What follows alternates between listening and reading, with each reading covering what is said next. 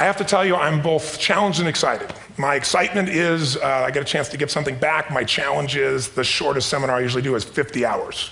And I'm not exaggerating. I do weekends, and what I do more than that, obviously, coach people, but I'm into immersion, because how'd you learn language? You didn't learn it by just learning principles. You got in it, and you did it so often that it became real. And the bottom line of why I'm here, besides being crazy mofo, is that I'm really in a position, I'm not here to motivate you, obviously. You don't need that. And a lot of times, that's what people think I do, and it's the furthest thing from it. What happens, though, is people say to me, well, I don't need any motivation. And I say, well, that's interesting. That's not what I do. I'm the why guy. I don't know why you do what you do. What is your motive for action? What is it that drives you in your life today, not 10 years ago, or are you running the same pattern? Because I believe that the invisible force of internal drive activated is the most important thing in the world. I'm here because I believe emotion is the force of life. All of us here have great minds. You know, most of us here have great minds, right? I don't know if I'm in the category, but we all know how to think. And with our minds, we can rationalize anything. We can make anything happen. We can, I agree with what was described a few days ago about this idea that people work in their self-interest. But we all know that that's bullshit at times. You don't work in your self-interest all the time. Because when emotion comes into it, the wiring changes in the way it functions. And so it's wonderful for us to think intellectually about how the life of the world is, and especially those who are very smart. We can play this game in our head, but I really want to know what's driving you. And what I'd like to maybe invite you to do by the end of this talk is explore where you are today for two reasons. One, so that you can contribute more. And two, so that hopefully we can not just understand other people more, but maybe appreciate them more and create the kinds of connections that can stop some of the challenges that we face in our society today. They're only going to get magnified by the very technology that's connecting us, because it's making us intersect. And that intersection doesn't always create the view of everybody now understands everybody and everybody appreciates everybody. So I've had an obsession basically for 30 years. And that obsession has been what makes the difference in the quality of people's lives? What makes a difference in their performance? Because that's what I got hired to do. I got to produce the result now. That's what I've done for 30 years. I get the phone call when the athlete is burning down on national television and they were ahead by 5 strokes and now they can't get back on the course. And I got to do something right now to get the result or nothing matters. I get the phone call when the child is going to commit suicide, and I got to do something right now. And in 29 years, I'm very grateful to tell you I've never lost one in 29 years. It doesn't mean I won't someday, but I haven't done it. And the reason is an understanding of these human needs that I want to talk to you about. So when I get those calls about performance, that's one thing, like how do you make a change? But also, I'm looking to see what is it that's shaping that person's ability to contribute, to do something beyond themselves. So maybe the real question is, you know, I look at life and say there's 2 master lessons. One is there's the science of achievement, which almost everyone in this room has mastered to an amazing extent. That's how do you take the invisible and make it visible, right? How do you take what you dream about and make it happen, whether it be your business, your contribution to society, money, whatever it is for you, your body, your family. But the other lesson of life that is rarely mastered is the art of fulfillment. Because science is easy, right? We know the rules, you write the code, you follow those, and you get the result. Once you know the game, you just, you up the ante, don't you? But when it comes to fulfillment, that's an art. And the reason is it's about appreciation and it's about contribution. You can only feel so much by yourself. So I've had an interesting laboratory to try to answer the question of the real question, which is what's the difference in somebody's life if you look at somebody like those people that you've given everything to, like all the resources they say they need. You gave them not a $100 computer, you gave them the best computer. You gave them love, you gave them joy, you were there to comfort them. And those people very often, and you know some of them I'm sure, end up the rest of their life with all this love, education, money, and background, spending their life going in and out of rehab. And then you meet people that have been through ultimate pain, psychologically, sexually, spiritually, emotionally abused, and not always, but often they become some of the people that contribute the most to society. So the question we got to ask ourselves really is, what is it? What is it that shapes us? And we live in a therapy culture. Most of us don't do that, but the culture is a therapy culture. And what I mean by that is the mindset that we are our past. And everybody in this room, you wouldn't be in this room if you bought that theory, but most of society thinks biography is destiny. The past equals the future. And of course it does if you live there.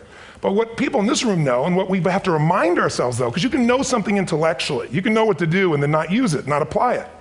So really what we got to remind ourselves is decision is the ultimate power.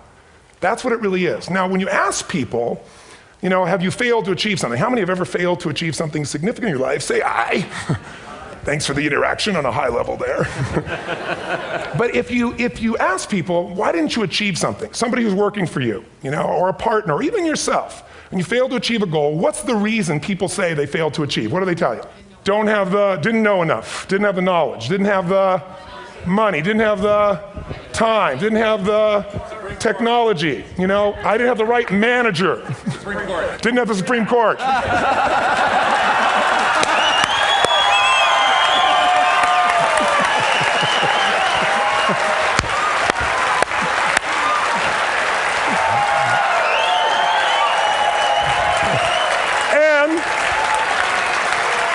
And what do all those, including the Supreme Court, have in common? They are a claim to you missing resources. And they may be accurate. You may not have the money. You may not have the Supreme Court. But that is not the defining factor.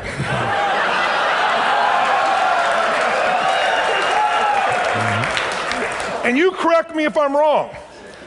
The defining factor is never resources, it's resourcefulness. And what I mean specifically, rather than just some phrase, is if you have emotion, human emotion, something that I experienced from you day before yesterday at a level that is as profound as I've ever experienced, and if you'd communicated with that emotion, I believe you would have beat his ass and won.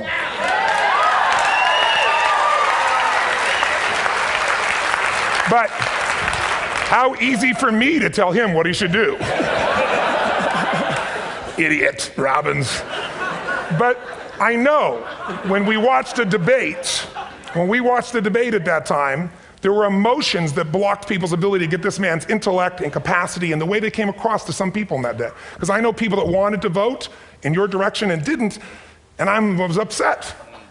But there was emotion that was there. How many know what I'm talking about here? Say I. So emotion is it, and if we get the right emotion, we can get ourselves to do anything. We can get through it. If you're creative enough, playful enough, fun enough, can you get through to anybody, yes or no? Yes. If you don't have the money, but you're creative or determined enough, you find the way. So this is the ultimate resource, but this is not the story that people tell us, right? The story people tell us is a bunch of different stories. They tell us we don't have the resources, but ultimately, if you take a look here, flip it up if you would. They say, what are all the reasons they have in common? We've said that. Next one, please. He's broken my pattern, that son of a bitch. But I appreciated the energy, I'll tell you that. What determines your resources? We've said decisions shape destiny, which is my focus here. If decisions shape destiny, what determines it is 3 decisions. What are you going to focus on? Right now, you have to decide what you're going to focus on. In this second, consciously or unconsciously, the minute you decide to focus on something, you've got to give it a meaning. And whatever that meaning is produces emotion. Is this the end or the beginning? Is God punishing me or rewarding me, or is this the roll of the dice? And emotion then creates what we're going to do, or the action. So think about your own life, the decisions that have shaped your destiny. And that sounds really heavy, but in the last 5 or 10 years, 15 years, haven't there been some decisions you've made that if you made a different decision, your life would be completely different? How many can think of one, honestly? Better or worse? Say I. So the bottom line is maybe it was where to go to work and you met the love of your life there. Maybe it was a career decision. I know the Google geniuses I saw here. I mean, I understand that their decision was to sell their technology at first. What if they made that decision versus to build their own culture? How would the world be different? How would their lives be different? Their impact. The history of our world is these decisions. When a woman stands up and says, no, I won't go to the back of the bus, she didn't just affect her life. That decision shaped our culture. Or someone standing in front of a tank. Or being in a position like Lance Armstrong and someone says to you, you got testicular cancer. That's pretty tough for any male, especially if you ride a bike. Right? You got it in your brain, you got it in your lungs. But what was his decision of what to focus on? Different than most people. What did it mean? It wasn't the end, it was the beginning. What am I going to do? He goes off and wins 7 championships he never won once before the cancer because he got emotional fitness, psychological strength. That's the difference in human beings that I've seen of the 3 million I've been around. Because that's what my lab. I've had 3 million people from 80 different countries that I've had a chance to interact with over the last 29 years. And after a while, patterns become obvious. You see that South America and Africa may be connected in a certain way, right? Other people say, oh, that sounds ridiculous. It's simple. So what shaped Lance, what shapes you? 2 invisible forces, very quickly. 1, state. We all have had times. Have you had a time you did something and after you did it, you thought to yourself, I can't believe I said that. I can't believe I did that. That was so stupid. Who's been there? Say I. Have you ever done something after you did it, you go, that was me. Right? It wasn't your ability, it was your state. Your model of the world is what shapes you long term. Your model of the world is the filter. That's what's shaping us. That's what makes people make decisions. We want to influence somebody, we gotta know what already influences them.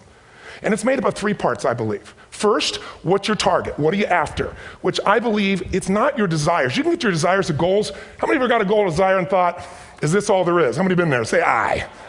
So it's needs we have. I believe there are 6 human needs. Second, once you know what the target that's driving you is and you uncover it for the truth, you don't form it, you uncover it. Then you find out what's your map. What's the belief systems that are telling you how to get those needs? Some people think the way to get those needs is destroy the world. Some people is to build something, create something, love someone. And then there's the fuel you pick. So very quickly, 6 needs, let me tell you what they are. First one, certainty. Now these are not goals or desires, these are universal. Everyone needs certainty that they can avoid pain, at least be comfortable. Now how do you get it? Control everybody, develop a skill, give up, smoke a cigarette. And if you got totally certain, ironically, even though we all need that, like if you're not certain about your health or your children or money, you don't think about much more. You're not sure the ceiling's gonna hold up, you're gonna listen to any speaker. But while we go for certainty differently, if we get total certainty, we get what? What do you feel if you're certain? You know what's gonna happen, when it's gonna happen, how it's gonna happen, what would you feel? Bored out of your mind. So God, in her infinite wisdom, gave us a second human need, which is uncertainty. We need variety. We need surprise. How many of you here love surprises? Say aye. Bullshit. You like the surprises you want. The ones you don't want, you call problems, but you need them. So variety is important. Have you ever rented a video or a film that you've already seen? Who's done this? Get a fucking life. Right? Why are you doing it? You're certain it's good because you read it before, saw it before, but you're hoping it's been long enough you've forgotten enough there's variety. Third human need, critical, significance. We all need to feel important, special, unique. You can get it by making more money. You can do it by being more spiritual. You can do it by getting yourself in a situation where you put more tattoos and earrings in places humans don't want to know. Whatever it takes. The fastest way to do this, if you have no background, no culture, and no belief in resources or resourcefulness, is violence. If I put a gun to your head and I live in the hood, instantly I'm significant. 0 to 10, how high? 10. How certain am I you're gonna respond to me? 10. How much uncertainty? Who knows what's gonna happen next? Kind of exciting, like climbing up into a cave and doing that stuff all the way down there. Total variety and uncertainty. And it's significant, isn't it? So you're willing to risk your life for it. So that's why violence has always been around and will be around unless we have a consciousness change as a species. Now you can get significance a million ways, but to be significant, you gotta be unique and different. Here's what we really need. Connection and love, fourth need. We all want it. Most people settle for connection because love's too scary. Don't want to get hurt. Who here has ever been hurt in an intimate relationship? Say aye. If you don't raise your hand, you'll have about other shit too, come on. And you're gonna get hurt again. Aren't you glad you came to this positive visit? But here's what's true, we need it. We can do it through intimacy, through friendship, through prayer, through walking in nature. If nothing else works for you, get a dog. Don't get a cat, get a dog, because if you leave for 2 minutes, it's like you've been gone for 6 months when you show back up again 5 minutes later, right? Now these first 4 needs, every human finds a way to meet. Even if you lie to yourself, even if you have split personalities. But the last 2 needs, the first 4 needs are called the needs of the personality, is what I call it. The last 2 are the needs of the spirit. And this is where fulfillment comes. You won't get fulfillment from the first 4. You'll figure a way, smoke, drink, do whatever, meet the first 4. But the last 2, number 5, you must grow. We all know the answer here. If you don't grow, you what?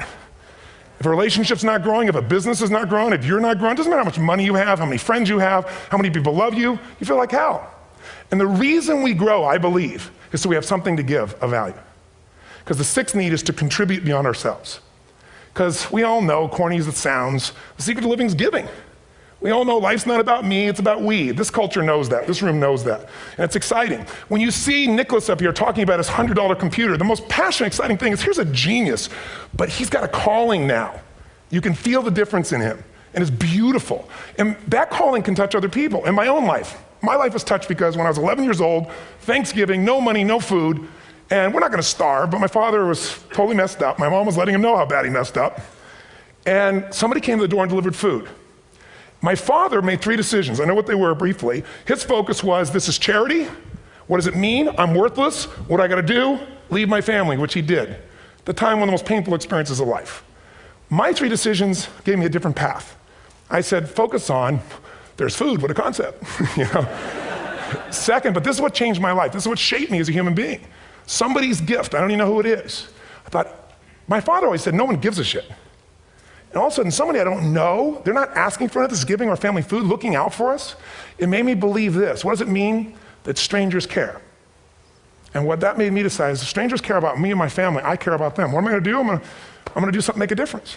So when I was 17, I went out one day on Thanksgiving. It was my target for years, have enough money to feed 2 families. Most fun thing I ever did in my life, most moving. Then next year I did 4, and I didn't tell anybody what I was doing. Next year, 8. I wasn't doing it for brownie points, but after 8, I thought, shit, I could use some help. So sure enough, I went out, and what did I do? I got my friends involved, and I grew companies, and then I got 11 companies, and I built a foundation. Now, 18 years later, I'm proud to tell you, last year we fed 2 million people in 35 countries through our foundation, all during the holidays, Thanksgiving, Christmas, in all the different countries around the world. It's been fantastic. Thank you. So I don't tell you that to brag, I tell you because I'm proud of human beings because they get excited to contribute once they've had the chance to experience it, not talk about it. So finally, I'm about out of time, the target that shapes you, here's what's different about people. We have the same needs, but are you a certainty freak? Is that what you value most, or uncertainty? This man here couldn't be a certainty freak if he climbed through those caves. Are you driven by significance or love? We all need all 6, but whatever your lead system is tilts you in a different direction. And as you move in a direction, you have a destination or destiny. The second piece is the map. Think of that as the operating system tells you how to get there. And some people's map is, I'm gonna save lives even if I die for other people, and they're a fireman. Somebody else says, I'm gonna kill people to do it. They're trying to meet the same needs of significance, right? They want to honor God or honor their family, but they have a different map. And there are 7 different beliefs. I can't go through them because I'm done. The last piece is emotion. I say one of the parts of the map is like time. Some people's idea of a long time is 100 years. Somebody else says is 3 seconds, which is what I have. And the last one I've already mentioned that felt you. If you got a target and you got a map, and let's say, I can't use Google because I love Maps, and they haven't made it good for Macs yet. So if you use MapQuest, how many have made this fatal mistake of using MapQuest at some time? You use this thing and you don't get there. Well, imagine if your beliefs guarantee you can never get to where you want to go. The last thing is emotion. Now here's what I'll tell you about emotion. There are 6,000 emotions that we all have words for in the English language, which is a linguistic representation, right? It changes by language. But if your dominant emotions, if I have more time, I have 20,000 people or 1,000, and I have them write down all the emotions that they experience in an average week. And I give them as long as they need. And on one side, they write empowering emotions, the other is disempowering. Guess how many emotions people experience? Less than 12. And half of those make them feel like shit. So they got 5 or 6 good frickin' feelings, right? It's like they feel happy, happy, excited, oh shit, frustrated, overwhelmed, depressed. How many of you know somebody who no matter what happens finds a way to get pissed off? How many know somebody like this? Or no matter what happens, they find a way to be happy or excited. How many know somebody like this? Come on. When 9/11 happened, and I'll finish with this, I was in Hawaii. I was with 2,000 people from 45 countries. We were translating 4 languages simultaneously for a program that I was conducting for a week. The night before was called Emotional Mastery. I got up, had no plan for this, and I said, we had all this fireworks, I do crazy shit, fun stuff. And then at the end I stopped, and I had this plan I was gonna say, but I never do what I'm gonna say. And all of a sudden I said, when do people really start to live? When they face death. And then I went through this whole thing about if you were gonna get off this island, if 9 days from now you were gonna die, who would you call, what would you say, what would you do? One woman, well that night is when 9/11 happened. One woman had come to the seminar, and when she came there, her previous boyfriend had been kidnapped and murdered. Her friend, or her new boyfriend, wanted to marry her, and she said no. He said, if you leave and go to that Hawaii thing, it's over with us. She said, it's over. When I finished that night, she called him and left a message, true story, at the top of the World Trade Center where he worked, saying, honey, I love you. I just want you to know, I want to marry you. It was stupid of me. She was asleep, because it was 3 a.m. for us, when he called her back from the top and said, honey, I can't tell you what this means. He said, I don't know how to tell you this, but you give me the greatest gift, because I'm going to die. And she played the recording for us in the room. She was on Larry King later. And he said, you're probably wondering how on earth this could happen to you twice. And he said, all I can say to you is, this must be God's message to you, honey. From now on, every day, give your all, love your all. Don't let anything ever stop you. She finishes, and a man stands up and he says, I'm from Pakistan, I'm a Muslim. I'd love to hold your hand and say I'm sorry, but frankly, this is retribution. I can't tell you the rest because I'm out of time.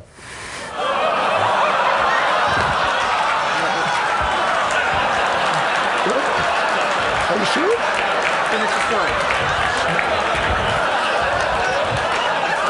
10 seconds. 10 seconds. No, I want to be respectful. 10 seconds. All I can tell you is I brought this man on stage with a man from New York who worked in the World Trade Center, because I had about 200 New Yorkers there. More than 50 had lost their entire companies, their friends, marking off their Palm Pilots. One financial trader, this woman made of steel, bawling. 30 friends crossing off that all died. And what I did to people said, what are we going to focus on? What does this mean, and what are we going to do? And I took the group and got people to focus on, if you didn't lose somebody today, your focus is going to be how to serve somebody else. There are people, one woman got up, she was so angry and screaming and yelling. They found she wasn't from New York, she's not an American, she doesn't know anybody here. I said, you always get angry. She said, yes. Guilty people got guilty, sad people got sad. And I took these two men and did what I call an indirect negotiation. Jewish man with family in the occupied territory, some New York who would have died if he was at work that day, and this man who wanted to be a terrorist, and made it very clear. And the integration that happened is on a film, which I'll be happy to send you, so you can really see what actually happened instead of my verbalization of it. But the two of them not only came together and changed their beliefs and models of the world, but they worked together to bring, for almost 4 years now, to various mosques and synagogues, the idea of how to create peace. And he wrote a book, which is called My Jihad, My Way of Peace. So transformation can happen. So my invitation to you is this. Explore your web, the web in here. The needs, the beliefs, the emotions that are controlling you, for two reasons. So there's more of you to give. Achieve too, we all want to do it, but I mean give, because that's what's going to fill you up. And secondly, so you can appreciate, not just understand, that's intellectual, that's mind, but appreciate what's driving other people. It's the only way our world's going to change. God bless you, thank you, I hope this will serve. Anthony Robbins.